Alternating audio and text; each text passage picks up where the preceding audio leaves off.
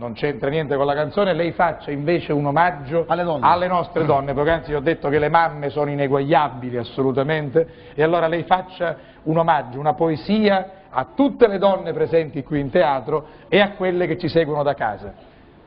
Eccoci.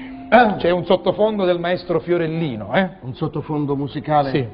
Commovente? Commovente, sì. Una cosa di Chiance. Una cosa di Chiance? Sì.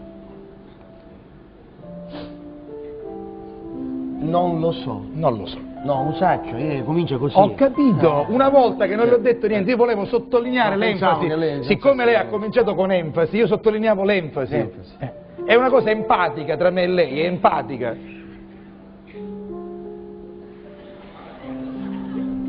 Non lo so. Non lo so.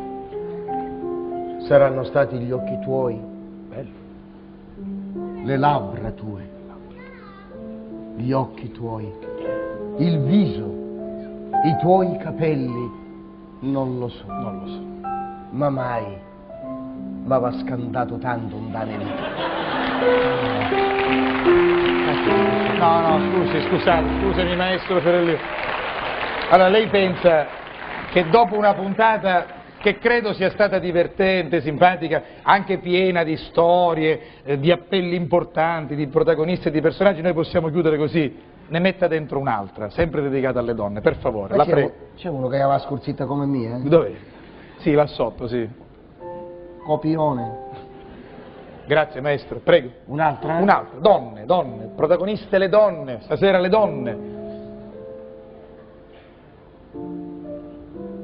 Una panchina. Una panchina. Una siepe. Una siepe. Un albero, un giardino.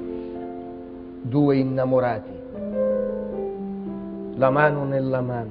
Sì. La mano nella cosa. Sì. Il coso nella cosa. De cosa nasce cosa. Il signor Enrico Guarneri L'Imperio. Grazie a